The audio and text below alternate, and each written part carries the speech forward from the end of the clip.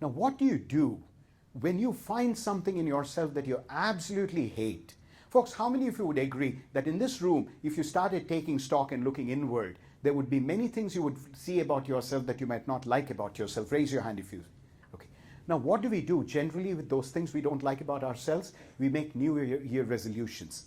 And we say, I hate this about me, right? And that's what we do. Now, I'm going to introduce you to a different tradition, but I need a volunteer. What's your name, sir? Frank. Frank, come on up here. I volunteered you for a small exercise.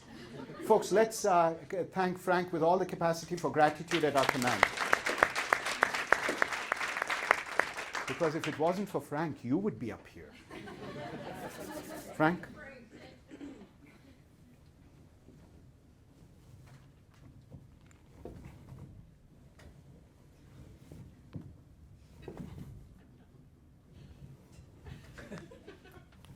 Thank you, Frank.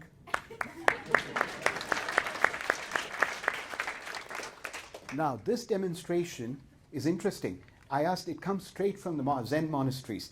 I requested Frank to come up here, and without saying a word, I started pushing against him. Did I tell Frank to push back against me? No. But what did Frank do? He started pushing against me. Then I backed off. What did Frank do? He backed off. Then I pushed again. He pushed back. We could have gone for the rest of the day, doing this. It wouldn't be a very interesting seminar, but it would be an artistic expression of why life sucks.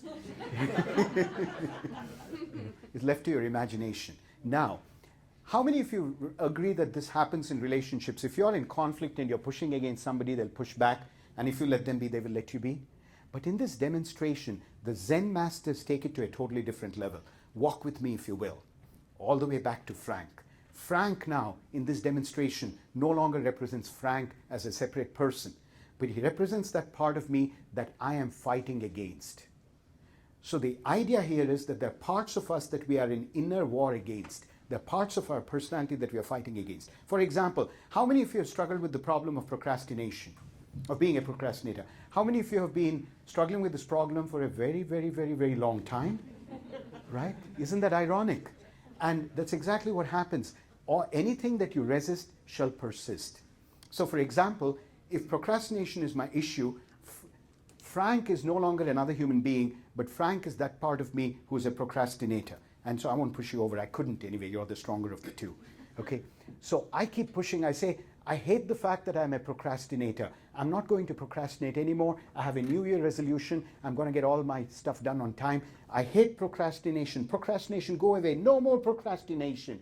Notice that the harder I push against that part of me that procrastinates, I cause that part of me to react and push back against me. Anything that you resist shall persist is the adage. Anything that you resist shall persist. So what happens is that in many areas of our life, we find things that we don't like about ourselves, we start pushing against it. And when you start pushing against it, it pushes back. For example, I told you that I've become emotionally abusive. As an emotionally abusive person, and as somebody who loses his temper at inopportune moments, what if I got really mad at me for being an emotionally abusive person and for losing my temper? I hate the fact that I lost my temper at Blockbuster. Damn it. Can you see the irony of it all?